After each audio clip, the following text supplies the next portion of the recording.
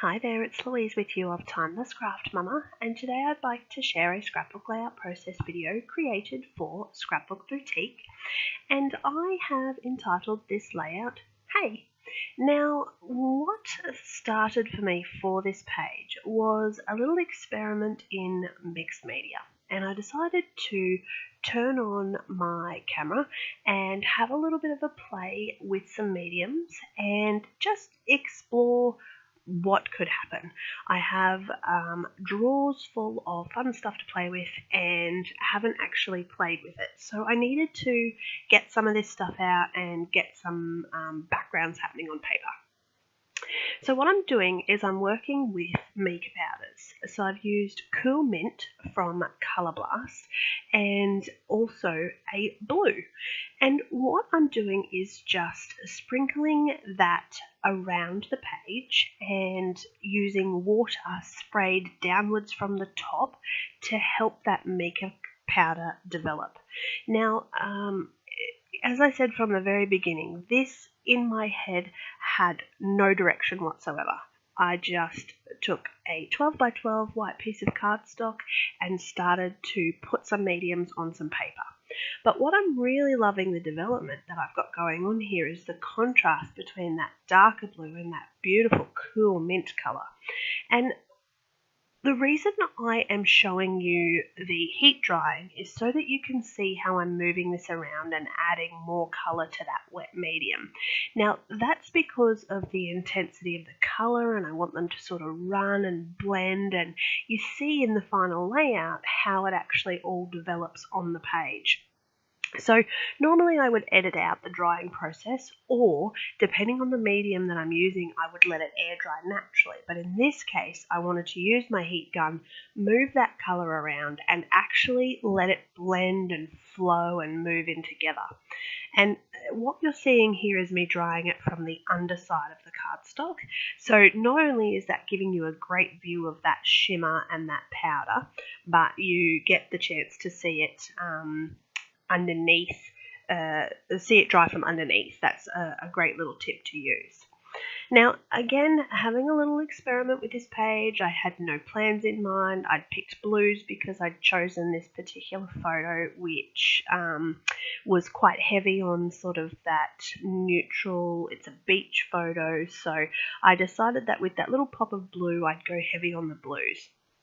And from my stash, I've collected some of the 49 and Market flowers as well, and I'm just moving that, just having a little play around and getting some of that onto the page. What you're seeing here is some embossing of some chipboard. So the chipboard is from A to Z Scraplets, which I have to say, I do design for them, of course, so I do like their products. But what I've found with their chipboard is that it's so reasonably priced. For what you spend, it does not take much time at all to get a great collection of some fabulous chipboard pieces at a really low cost, and they're good quality too. So I really like the A to Z. I'm really impressed with their chipboard products, and even if I don't design for them in the future, that's what I will continue to use.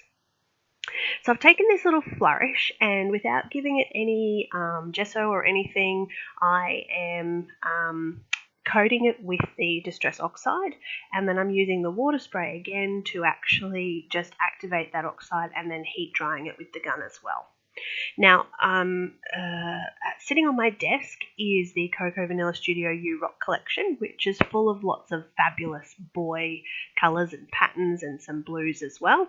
So I chose a background paper and I just sort of roughened up the edges a little bit, and I wanted to show you my hands there as well, because the mica hasn't quite dried yet and it's all over my hands from where I've just folded those edges up. But look, that's the fun of creating a mixed media page. You know, you're gonna get dirty, you're gonna get product. If you're worried about it, you know, put some a plastic tablecloth down on your craft table, do it on a craft mat, whatever works for you, but be aware that you are going to get product all over you.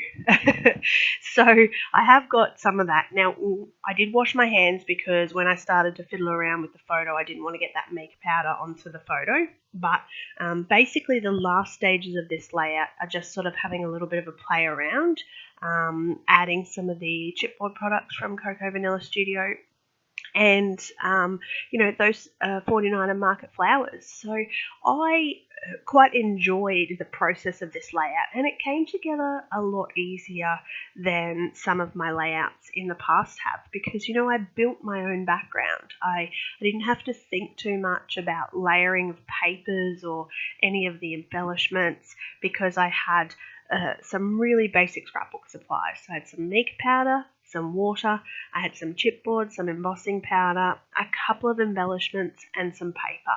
Really simple, straightforward, easy to achieve layout. That's quite striking, and I think it's something really different from me, especially if you've been watching my videos for a while. There's no paper layering clusters behind the photo, and a really mixed media background. So I really thank you for watching. Don't forget to check out Scrapbook Boutique for the products used in this video, and of course subscribe to my YouTube if you haven't already. Thanks for watching.